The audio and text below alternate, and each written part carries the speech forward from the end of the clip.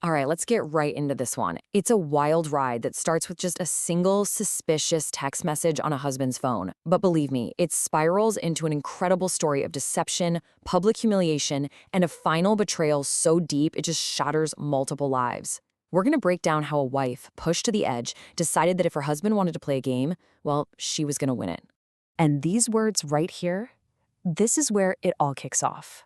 This quote is from Enetchi, the wife, and it is way more than just an angry text. It's a declaration of war. She is about to orchestrate one of the most calculated, jaw-dropping revenge plots you've ever heard of. So where does this whole mess begin? Well, it starts with something so simple, an innocent glance at her husband Ibuka's phone. A message pops up from a number she doesn't recognize. I can't wait to spend the whole week with you. And that's weird, right? Because Ibuka just told her he was leaving for a super important business meeting in Ghana. That's all it took. The seed of doubt was planted. So that little seed of doubts, it leads Enetchi straight to his passport. And that's where she finds the proof. The plane ticket isn't for Ghana at all. It's for Lagos. And just like that, the entire story falls apart. This is no business trip. It's a vacation. And it's pretty obvious he's not going alone. So let's just lay it out. On one side, you have the story she was told. A critical business trip to Ghana. She even helped him pack his suits and everything. But the reality? A romantic getaway to Lagos with his mistress.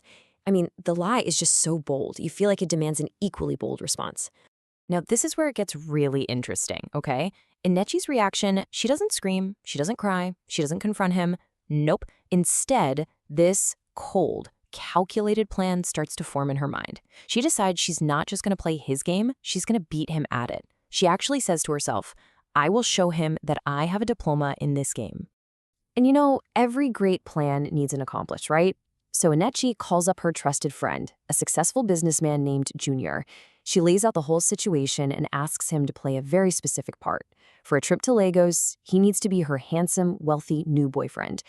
And as luck would have it, he just so happened to have taken the week off. Perfect timing.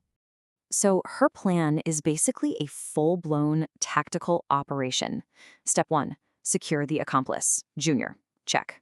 Step 2, put on a disguise so Ibuka doesn't recognize her at the airport. Smart. Step 3, follow him all the way to Lagos. And finally, step 4, the most important part, she's going to act like a completely carefree, happy woman on a lavish vacation with her new man, all to give her husband the absolute shock of his life. Okay, so let's jump to Lagos, where this plan really kicks into high gear. Enetchi and Junior have arrived, and the stage is perfectly set. Ibuka is over there enjoying his little secret vacation, totally clueless that his wife is in the exact same city, ready to turn his romantic trip into an absolute public nightmare. Her first move is just brilliant. She knows Ibuka is planning a day out on a yacht, so she has Junior book the best VIP table on that same yacht. They walk in, all smiles, and Ibuka just freezes. He sees his wife, the wife he thinks is hundreds of miles away in the Abuja, looking incredible and laughing with some millionaire. He goes over to her, totally bewildered, and she just gives him this look like he's a complete stranger. And then she hits him with this line, just dripping with annoyance. Can you even picture the scene? She publicly denies her own husband, humiliating him right there in front of his mistress and everyone else on that boat. He's left completely speechless, confused, and just powerless. The game is on. Oh, but she is far from done. That same night, she and Junior just happened to show up at the same nightclub, with Enetchi looking absolutely stunning, and then, for the grand finale, they check into the exact same hotel. Ibuka is seeing her everywhere, living her best life with this other guy, and his mind is just unraveling. He literally cannot figure out what is going on. So yeah, her plan? It works perfectly. Ibuka completely breaks. He finds her, he's on his knees, begging for forgiveness, promising he'll change. And Enetchi, she plays her part beautifully. She accepts his apology, agrees to go home with him, and even sends Junior on his way. As far as Ibuka knows, the nightmare is over. But for Enetchi, this was only phase 1.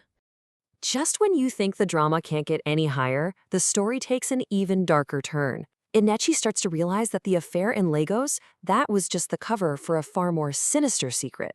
Her husband's web of lies was so much deeper and more twisted than she ever could have imagined.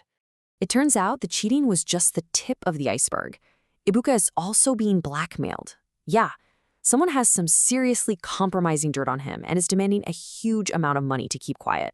The pressure is just mounting on this guy from every possible angle. And the price tag for his secret? 50 million naira, a huge sum. The blackmailer is demanding this payment within 2 days, threatening to spill everything to his wife, Enetchi. So Ibuka is totally trapped, with no way to get that kind of cash without her finding out. And here it is, the twist that makes this whole thing so much worse. The woman blackmailing him, her name is Lizzie. But she isn't just some random mistress. She is the wife of Ibuka's best friend, James. Think about that. Ibuka didn't just betray his wife. He betrayed a man who was like a brother to him. And the worst part? Lizzie's pregnant. So, Enetchi overhears one of Ibuka's panicked late-night phone calls and knows something is still very, very wrong. She acts fast. She freezes all of their bank accounts, company, personal, everything. Cuts him off completely. Then she follows him, and she watches him meet with Lizzie, and that's when she learns the absolutely devastating truth. He got his best friend's wife pregnant. So what do you do with this kind of earth-shattering information? Well, if you're Enetchi, you throw a dinner party. And the guest list, oh, it's just incredible.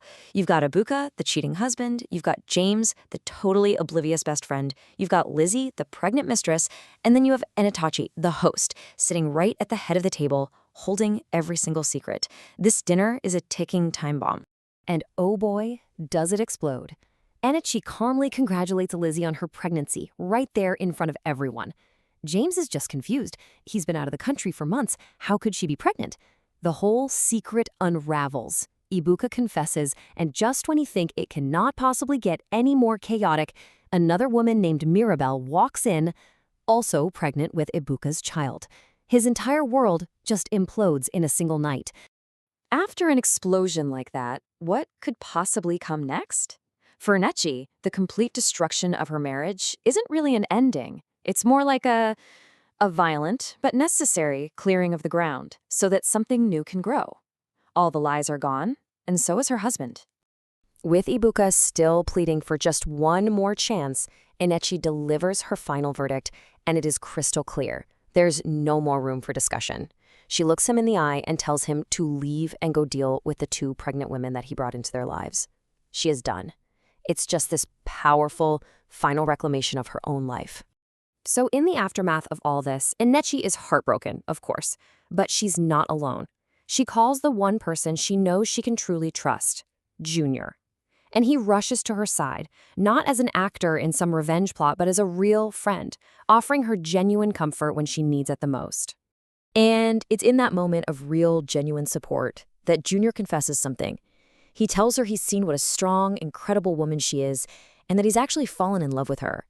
He asks for a chance to take their friendship to the next level, offering her the one thing she hasn't had in so long, a relationship built on honesty and respect right from the very start. You know, this whole story leaves us with a really fascinating question. Enetchi definitely won the game, right? She exposed every single lie and took back her power. But the emotional cost was just immense. So it really makes you wonder, in a war that's all about secrets and lies, can anyone really walk away as a true winner? What do you think?